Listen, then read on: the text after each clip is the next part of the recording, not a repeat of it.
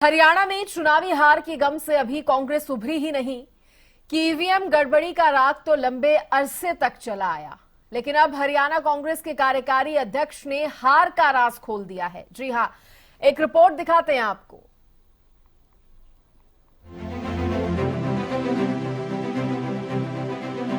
क्यों हुई हरियाणा में कांग्रेस की हार? कार्यकारी अध्यक्ष ने खोला राज। संगठन नहीं होने से लुटिया डूबी।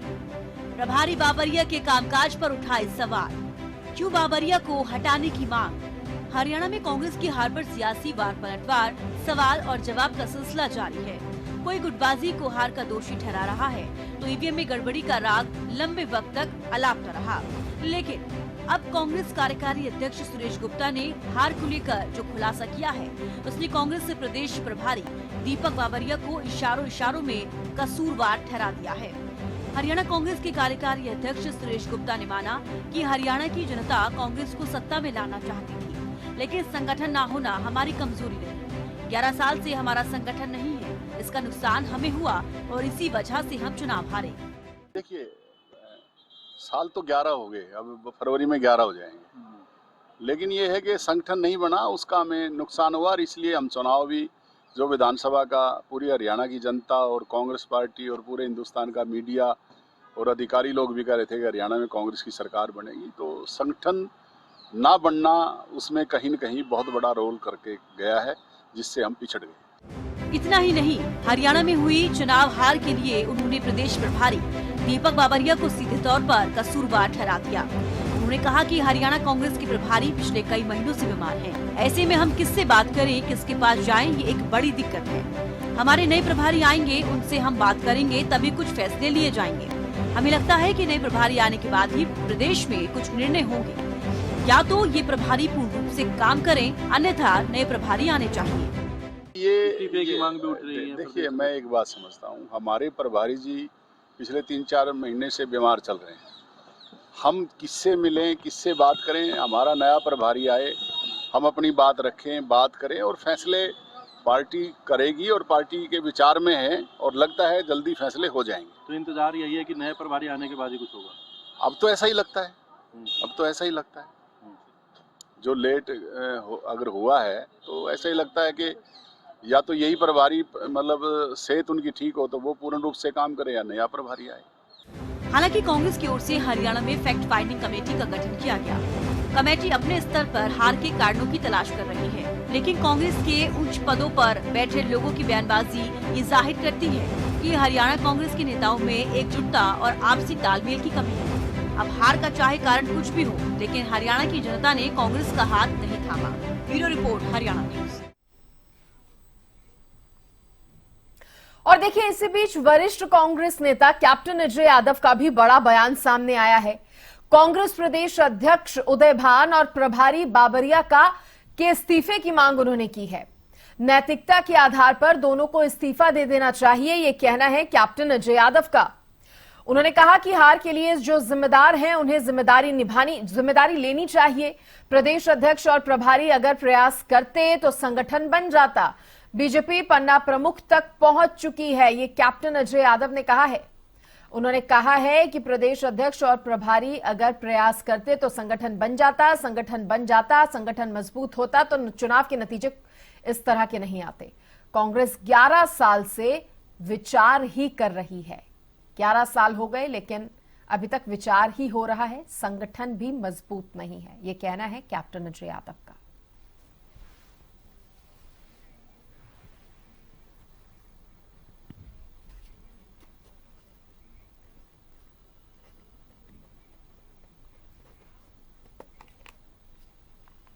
इसी पर ज्यादा बातचीत करने के लिए मेरे साथ कांग्रेस के प्रवक्ता केवल ढींगरा जी जुड़ गए हैं। ढींगरा साहब, हरियाणा न्यूज पर आपका स्वागत है।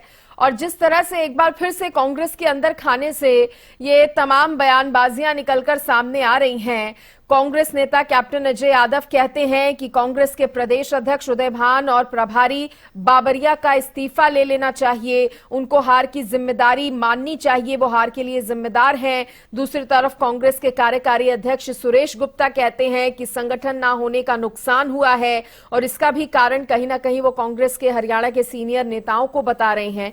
किस तरह से समझा जाए इसे?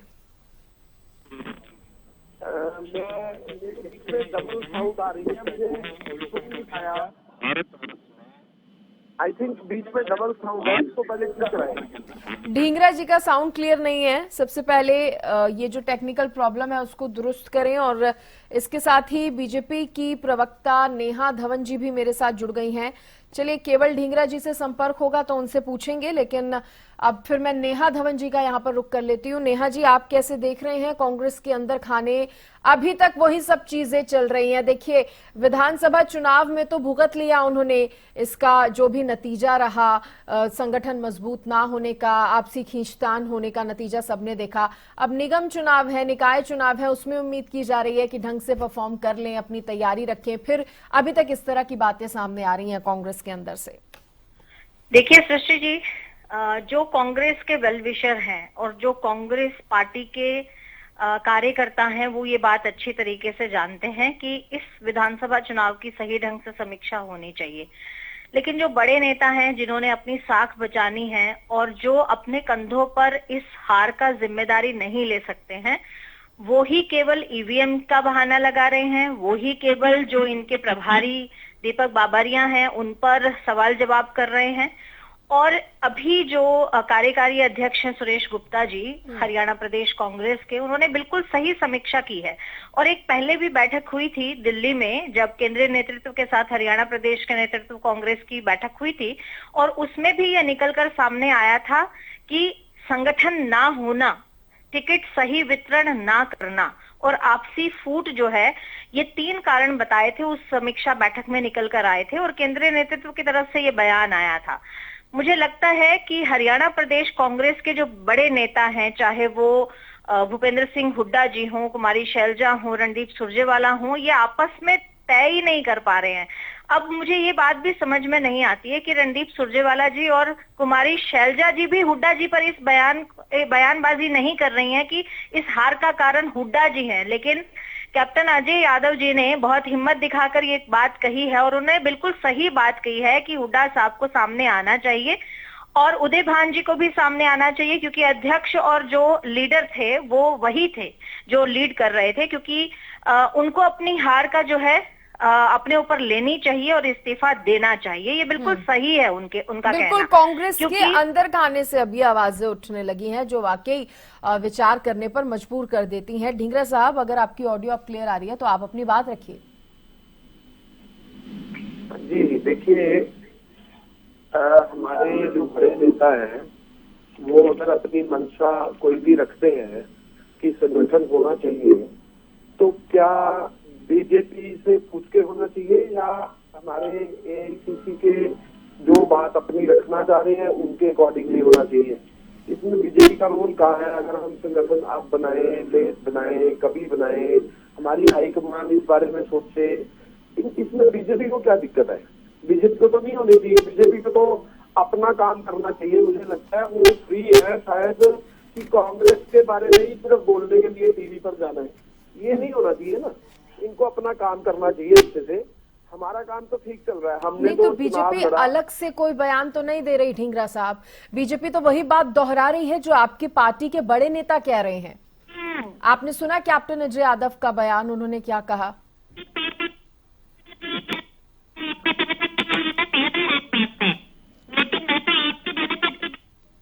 आवाज नहीं आ पा रही है। होना चाहिए।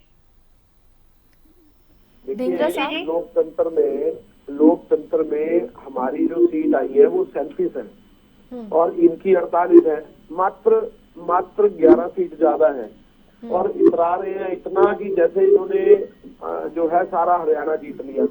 ऐसे नहीं इतराना चाहिए। ये समझना चाहिए कि 37 एमएलए का विपक्ष छोटा नहीं होता है, बड़ा होता है विपक्ष। और 37 एमएलए का विपक्ष जो है वो उसका जवाब लेकिन भी आपका जो टारगेट है हरियाणा आपका की टारगेट तो विधानसभा सरकार के बनाने अंदर का था ना। बीजेपी दे नहीं पाई। 10 साल बाद आप चाहते थे कि कांग्रेस अब बीजेपी को हटा के कांग्रेस की सरकार बनानी चाहिए। टारगेट तो आपका ये था, वो टारगेट आप अचीव नहीं कर पाए। वो अचीव क्यों नहीं कर पाए, इसको लेकर जब आपकी ही पार्टी के तमाम नेता, तमाम जो कमेटियां आप बनाते हैं, जब वो उनका गठन होता है, जब वो चर्चा करती हैं और जो बातें निकलकर सामने आती हैं, तो वो कुछ इस तरह की होती हैं जो सवाल खड़े कर देती हैं हरियाणा कांग्रेस के बड़े नेताओं पर ही।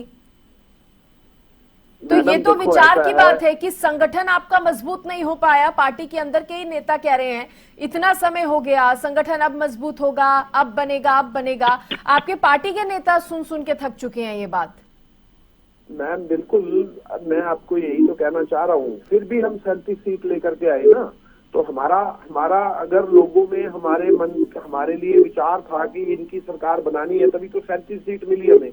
लेकिन चलो हम थोड़ी सी सीट पीछे रह गए 10, और उसके बीच में जो खेल हुआ ईवीएम का, वो भी बहुत बड़ा है। उसके लिए हम कोर्ट में गए हुए हैं। आज देखें, जो हमारी प्ली सुप्रीम कोर्ट में ली है, उसमें पहले एक जज के पास गया, फिर उसने दूसरे जज के पास भेज दिया, फिर दूसरे जज ने तीसरे जज के पास भेज दिया। आप देखें कि जज भी इस बात की सुनवाई नहीं करना चाहते, और वो तीसरे जज के पास अब चली गई है एप्लीकेशन। अब छुट्टियों के बाद तीसरे जज के पास लगेगी।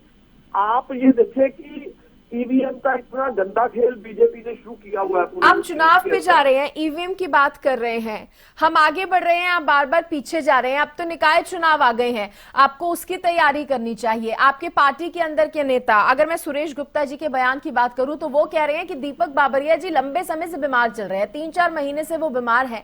हम अपनी बात कहें तो किसके आगे कहें। वो कह रहे हैं नए प्रभारी आने चाहिए। तो इन सब पर ध्यान कब देगी कांग्रेस? मैडम आप मेरी बात पूरी ही नहीं होने देते, पहले ही बीच में बोलना शुरू कर देते हैं। सर, मैं आपकी बात सुन रही हूँ, लेकिन अगर आप अभी भी ईवीएम का जिक्र यहाँ पर करने आए हैं, जो हम पहले कई बार कर चुके हैं, फिर से आप वही मुद्दा उठाएंगे, ना कि अपनी पार्टी के अंदर खाने जो कुछ चल रहा है उस पर अपनी बात रखेंगे, तो मुझे तो आपको बीच में टोकना ही पड़ेगा। मैडम मैं तो ईवीएम की बात करने ही आया हूँ, और आपने ईवीएम लूट लिए बीजेपी ने, और जो बीजेपी ने ईवीएम लूटे हैं उसी से सरकार बनी है। इनकी सरकार नहीं बननी थी अदरवाइज।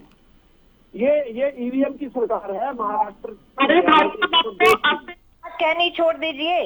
कैप्टन अजय यादव तो ईवीएम को नहीं बोल रहे, वो कह रही है कि कांग्रेस के प्रदेश अध्यक्ष को और प्रभारी को इस्तीफा दे देना चाहिए। आप इस पर अपनी बात नहीं रखना चाह रहे, मुझे लग रहा है। अरे मैं क्यों छोड़ दूं? मैं ईवीएम की बात क्यों छोड़ दूं? आप बताइए, आप दोनों बताइए, मैं ईवीएम की बात क्यों छोड़ूं? जिस बात का घपला हुआ है इन्होंने सुप्रीम ढींगरे साहब, मुझे लग रहा है कि आपको आज का विषय क्या है, अभी आपसे किस पर चर्चा हो रही है, शायद इसके बारे में पता नहीं है, मुझे ऐसा लग रहा है।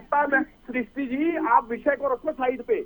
जब ये ईवीएम के थ्रू सरकारें बना रहे हैं तो मैं उसकी बात ना रखूं। नहीं, विषय को साइड पर रखिए, तो फिर ये आप डिसाइड करेंगे कि क्या विषय होना चाहिए, किस पर बात होनी चाहिए। आपको ईवीएम पर बोलना है, आपको सिर्फ ईवीएम का रोना है, तो सिर्फ हम ईवीएम पर ही बात करते रहे। आप चाहते हैं कि ईवीएम बार बार आप ईवीएम का ही रोना चाहते हैं, तो आप चाहते हैं कि उसी पर बात होती रहे और जो जरूरी विषय है उन पर बात ना हो। अब निकाय चुनाव आ गए हैं, अभी भी आप विधानसभा चुनाव में ईवीएम की ही बात करे जा रहे हैं। आपको नहीं लगता यही आपकी पार्टी का फेल्यूर है? इसी की वजह से आपकी पार्टी इतनी पिछड़ती जा रही है हरियाणा में। सृष्टि जी, ये ईवीएम का रोना इसलिए रो रहे हैं नगर निगम से पहले, क्योंकि इनको मालूम है इनकी हार है। अभी से नहीं रोएंगे तो फिर बाद में कैसे कहेंगे कि ईवीएम की वजह से नगर निगम में हारे हैं। इनको बहाना चाहिए, और वो बहाना मिल रहा है। चुनाव से पहले ईवीएम के बारे में बातें करना, इतनी बातें करना, ये इनका एजेंडा है। इनको पता है कि हार रहे हैं नगर निगम, नगर निकाय के चुनाव में भी। और फोन भी डिस्कनेक्ट कर दिया है ढींगरा साहब ने यहाँ पर। नेहा जी, फोन डिस्कनेक्ट कर दिया। बिल्कुल, जवाब तो देखिए बनता ही नहीं है ना इनके पास में, क्योंकि अपने संगठन की फूट के बारे में कैसे बात करेंगे? वो पार्टी लाइन से हटकर बात होगी, और प्रवक्ता के नाते वो बात नहीं करना चाहते।